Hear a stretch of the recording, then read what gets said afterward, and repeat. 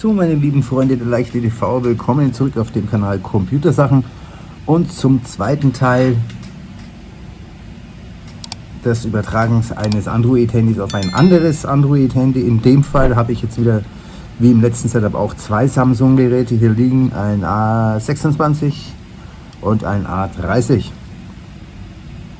Die Kombination hier ist, die beiden Geräte werden sich jetzt nicht gegenseitig erkennen und das direkte Überspielen der Daten anbieten.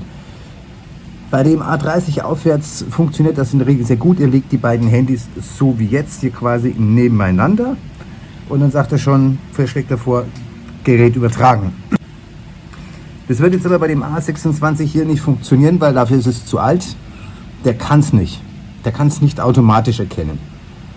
Beziehungsweise er könnte es eventuell schon, aber es gibt da ein bisschen Probleme wohl mit dem WLAN und WLAN aktivieren und deaktivieren.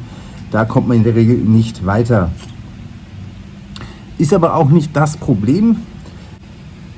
Ich lösche das Samsung hier gerade, das wird jetzt neu gestartet und damit ist es eigentlich als neues Handy auch verfügbar und verwendbar.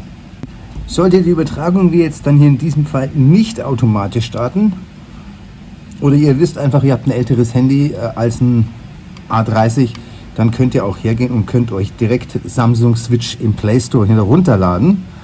Das ist jetzt dann auch das Programm, was wir benutzen werden. Das könnt ihr auch auf dem Huawei installieren oder auf dem Sony. Das ist völlig uninteressant. In der Regel werden die Geräte auch unterstützt und übertragen. Es ist ja auch nicht Samsung Smart Switch, es heißt eigentlich nur Smart Switch, aber Haarspalterei. Also nichts Grobes. So, okay, wir sehen also, dass wir jetzt das neue Gerät des A30 online haben. Wir machen hier mal die Basics, das heißt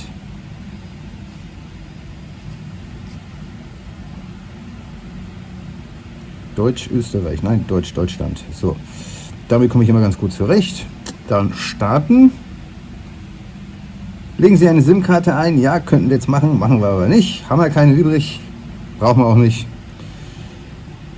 Die Bedingungen nehmen wir mal alle an. Ihr könnt es natürlich jetzt selektiv hier ausselektieren, je nachdem wie eure Einstellungen zu diesen AGBs und sonstigen Sachen sind, Diagnosedaten senden und so weiter, könntet ihr auch schalten und so.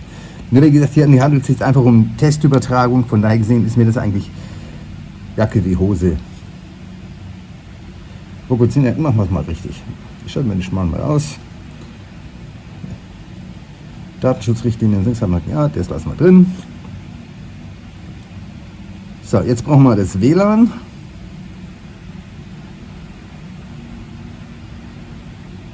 Hat er auch schon gefunden. Wir nehmen unser Orion Gate. So, dann bitte mal ganz kurz wegschauen. So, das Kennwort habe ich jetzt verdeckt eingegeben. Wir wollen auch automatisch verbinden.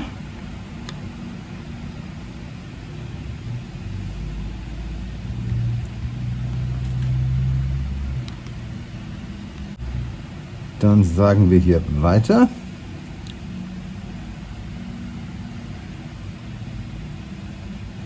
So, Smartphone wird vorbereitet. Gut, unsere beiden Handys sind jetzt soweit. Wir haben jetzt Apps und Daten kopieren. Das ist eigentlich genau das, was wir wollen. So, wir sagen hier mal auf Weiter. Dann sagen wir hier auch wieder Weiter. So, jetzt sagt er ja auch, Smart Switch wird heruntergeladen. Er installiert jetzt auf diesem Handy das Smart Switch. Er erkennt das automatisch, dass ich das jetzt brauche.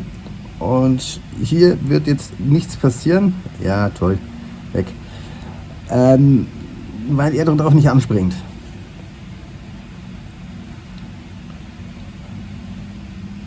So, Smart Switch wird installiert. So, übertragen deine Dateien. Wir verwenden Smart Switch App, um Apps und Daten von deinem alten Gerät zu kopieren. Zustimmen? Wenn ihr nicht zustimmt, wird es nichts werden. Dann diese Berechtigungen, die hätte er ganz gern. Zulassen.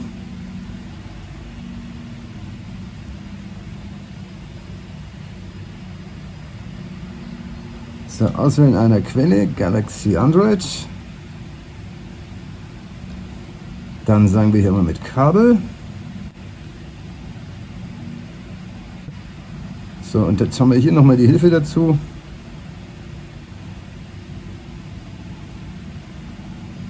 Ihr habt da vorhin den Hinweis gesehen, also wird ja auch gesagt, man kann auch ein Apple-Gerät verwenden. Das funktioniert übrigens auch sehr gut. Ich habe das persönlich schon gemacht.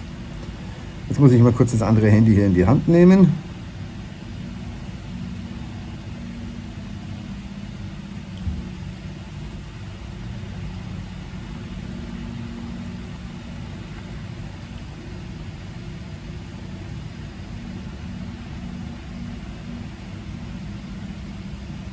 So, dann sagen wir hier das Ganze im Browser öffnen. So, Samsung, ich sage immer Samsung Smart Switch. Es ist von Samsung, aber es heißt nur Smart Switch, also nicht Samsung Smart Switch. Also in der Suche wieder falsch. Entschuldigt bitte, das ist heute ein Redefehler, den habe ich einfach drin. Er bringt euch hier auf die Seite und jetzt könnt ihr das hier dann installieren. In dem Fall ist es auf diesem Handy schon von mir installiert worden, deshalb mache ich das jetzt nicht. Ich sage öffnen, ihr sagt dann bitte herunterladen und installieren, falls ihr dieses nicht habt. Und jetzt können wir auch schon auswählen, von diesem Telefon senden. Sehr am schönsten ist, wenn man zwei aktuelle Handys hat, die das beide automatisch erkennen, dann geht das reibungslos, knick, knack. So, dann auch hier drahtlos. WLAN-Verbindung wollen wir nicht trennen. So, jetzt piepsen die beiden. Wir stellen jetzt eine Verbindung her. Verbinden.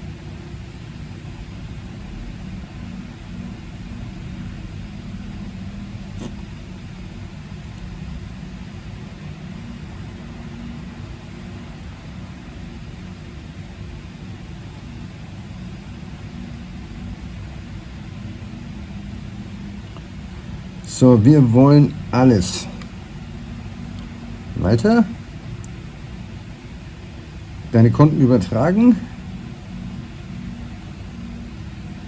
Auf dein neues Gerät kopieren. Da muss jetzt immerhin mit den Displays hin und her wechseln. Dann müsst ihr wirklich aufpassen, dass er da nicht durcheinander kommt. Dann hier kopieren. Hat er wieder nicht.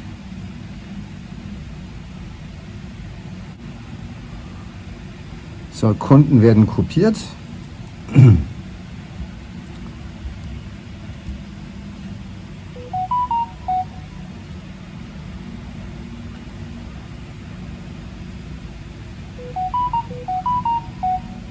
So, wird übertragen.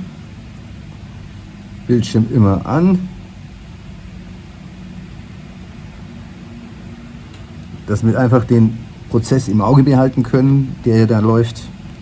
Aber die abschließenden Überprüfungen, wie weit das übertragen ist, macht man dann sowieso auf dem neuen Gerät. Und dann ist das alles gar kein Problem.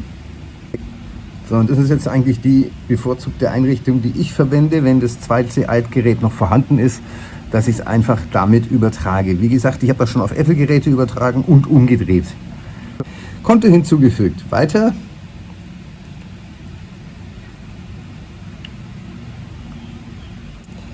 Keine Sicherung gefunden, ist klar, will man noch keine Sicherung wiederherstellen. So, Google-Dienste. Standort verwenden, WLAN-Suche zulassen, Nutzungsfehlberichte senden, nö. Update und Updates installieren, akzeptieren. So, jetzt brauchen wir eine PIN.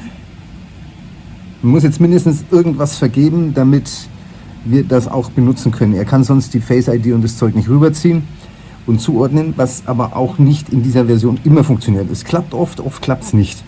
Chance ist 50-50, dass eure Face ID dann zu den Programmen schon zugeordnet ist und alles. Das seht ihr dann, wenn ihr es ausprobiert.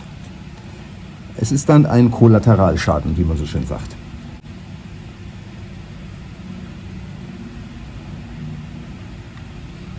So, es geht weiter. Den Hey Google Assistent, den verwende ich nicht. Den sollte ich mich mal eigentlich spielen, der würde mich eigentlich schon mal interessieren, weil ich bin ein Apple-User und Siri ist, ja, ich möchte mich jetzt dazu nicht äußern.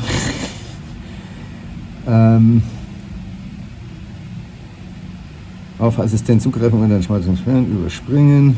Brauchen wir nicht. So, jetzt kommt hier eine schöne Auswahl. Alle der folgenden Apps, nein, das möchten wir nicht. Den Samsung Taschenrechner finde ich zum Beispiel nicht gut. Galaxy, Samsung Gear, keine Ahnung, weg damit. Samsung E-Mail verwende ich auch nicht. Samsung hier, das können wir drin lassen. Den Samsung Browser verwende ich auch nicht. Samsung Members können wir drin lassen. Den Voice Recorder verwende ich auch nicht. Da könnt ihr jetzt also wirklich aussuchen, was ihr halt von diesen ganzen Sachen benutzt. Ihr könnt aber auch einfach alles drauf betonieren. Das ist kein Thema. Könnt ihr halten, wie ihr möchtet. Smart Things, ich habe ein Smart Home, von daher gesehen lassen wir das drin. Samsung Notes verwende ich nicht. Ich habe die Google-Benutzung und Spotify nehme ich auch nicht her. Und okay. Ihr könnt jetzt also bei der Übertragung ausselektieren, auch welche Apps das ihr haben wollt. Es gibt diverse Apps, die man bekanntlich ja nicht deinstallieren kann. Microsoft Office Suite, Outlook, Shopee teilweise. Manchmal geht's nicht. Was ihr da schon rauslassen könnt, schmeißt es da gleich da aus der Liste raus, dann ist es weg. So, dann kommt die zweite Runde. Holen Sie sich empfohlene Apps. Galaxy Gift, ich habe nichts zu verschenken. Gift nehme ich auch nicht. Galaxy Rewards, die Punktesammelsysteme, da halte ich nichts von. Samsung Playback. Meistens, wenn ich mal die Punkte mal einlösen wollte, dann waren sie einfach ungültig oder verfallen. Die Smart Tour vom Samsung, ich weiß, wie man Samsung benutzt, brauche ich nicht. Das lassen wir drin. Lazada. Sonstige TikTok. Kann man TikTok hier nicht irgendwie rauslassen? Ne, kann man nicht. Halt. Den Haken, nein, kann man nicht. Aber das TikTok kann man deinstallieren, wenn man es dann braucht. So, weiter. Sie sind startklar. Beenden.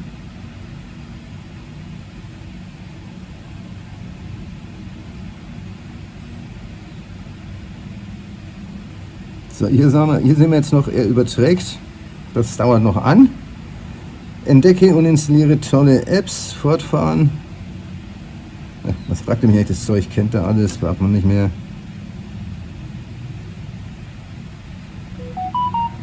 So, jetzt kommen hier nochmal ein paar Apps, die dann angeboten werden. Wassersport, Color Puzzle, Tilt Dome, spiele ich alles nicht. Wenn man jetzt ganz genau den Haken erwischt, ganz genau, jetzt. Ja. Seht ihr, dann kriegt ihr den auch hier raus. Dann müsst ihr euch diese Dinger da nicht installieren. Temu könnt ihr installieren, wobei von Temu generell abgeraten würde. Ich tue es auch. Würde ich also nicht installieren und dann geht es weiter. Fertig. So, und hier oben sehen wir jetzt, er ist auch brav am Runterladen, wie ich. Samsung Switch Symbol ist, Smart Switch Symbol oben ist da. Es wird angezeigt, der Protect-Schutz ist gerade angezeigt, wird das überprüft. Also da sehen wir es am Laufen. So, und wenn wir jetzt mal hier runterziehen und in die Benachrichtigungen reingehen, ne, dann sehen wir hier ganz gemütlich Google Play Store Einrichtung abschließen. 0 von 7 Apps wurden installiert, also hat er noch was vor sich. Dann Smart Switch, Übertragen deiner Daten wird organisiert. Das ist noch gar nicht passiert, oder es ist noch sehr wenig bis jetzt übertragen. Da sollte ihr eigentlich anbleiben. Abgeschlossen für dieses Telefon, okay.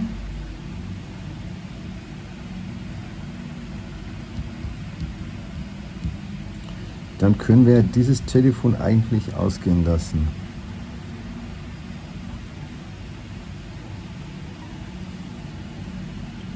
Schauen wir mal hier kurz nach. Ja, das schaut so aus, als wenn da wirklich nichts mehr tut. Legen wir das mal auf Seite, dann können wir das ja etwas schön in die Mitte legen. So. Ist übrigens keine bezahlte Werbung, das sind meine eigenen Handys, die ich Gebrauch gekauft habe oder sonst irgendwo geschenkt gekriegt habe oder sowas. Also ist keine bezahlte Werbung hier für Google oder Samsung oder sowas. Das ist einfach nur, ich verwende das Zeug, das ich habe. Das war's damit. Haben wir das auch mal wieder getan. Dann, ja, das müssen wir jetzt absitzen. Da stelle ich euch jetzt kurz auf Pause und bin dann nachher für euch da. Das werdet ihr aber gar nicht merken. Gut, die Download-Symbole hier oben sind alle aus. Schauen wir uns das Ganze an. Dateiübertragung abgeschlossen, Zeitzone aktualisiert. Dann hat er uns Blockpast installiert. Okay, gut. Bubble Scooter, noch so ein schönes Spiel. Temu ist doch drauf. Jo, super. Nein, und er ist doch nicht durch. Shopee Thailand wird auch noch installiert. Samsung-Account, Google-Sicherheitswarnung, ja, okay, gut, das war ich. Dann werden immer noch 4 von 7 Apps, 4 von 7 wurde installiert, ist doch nicht durch. Okay, Entschuldigung, komm mal zurück. Gut, schauen wir nochmal nach und wir sehen jetzt hier alles durchgelaufen. Zeitzone aktualisiert, Blockbuster hat er installiert, dann Temu habe ich gesehen, hat er installiert, Bubble Shooter hat er installiert, war ja alles nicht, aber na gut, sind wir mal nicht so. Auto Protect ist aktiviert, 7 Apps wurden installiert, App-Installation abgeschlossen. Da sagt jetzt ein von einer App installiert, was das soll, Installation abgeschlossen, 2 von 2 Apps installiert. Also aufschlüsseln kann ich euch das auch nicht, was hier ausgegeben wird. Aber schauen wir doch mal nach, hier ist jetzt zum Beispiel Temu. Das kann man zum Beispiel auch direkt deinstallieren hier, schwupps. Jetzt haben wir die Deinstallation irgendwie ausgeschaltet, hat installiert es anscheinend trotzdem, aber man scheint sie wenigstens dann rausschmeißen zu können. Weil wir alle kennen das mit dem ganzen Schrotter, den man auf so einem Handy drauf hat, aber eigentlich irgendwie gar nicht braucht hier. Und diese Spiele spiele ich nie. Ich spiele Neverwinter, wer dagegen mich antreten will, super gerne, aber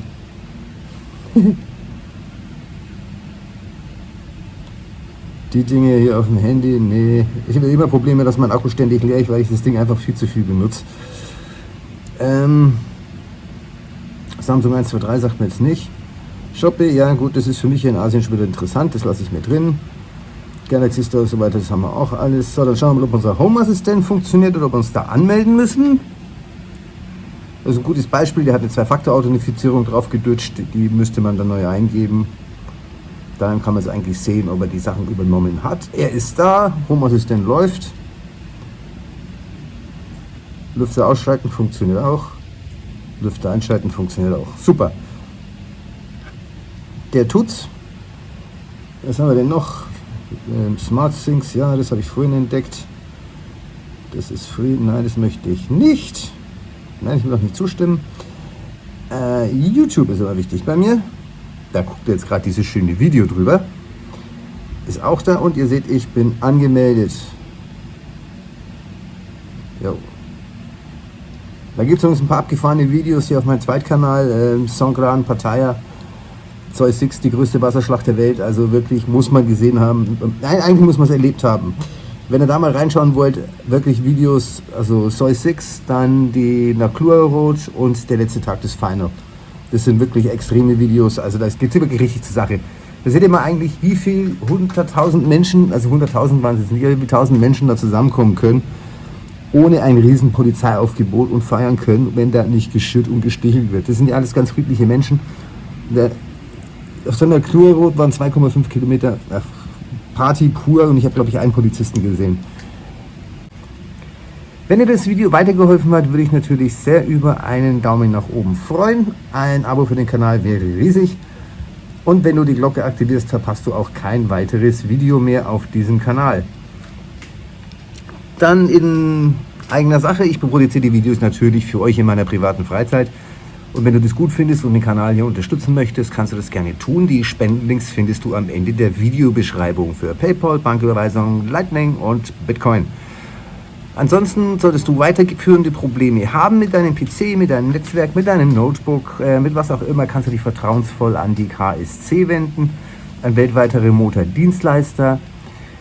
Da wirst du geholfen für 25 € die Stunde, ohne Vertragsbindung, ohne Ecken, Haken und Ösen, ohne Abo. Einfach Auftrag gegen Rechnung und gut ist die Geschichte.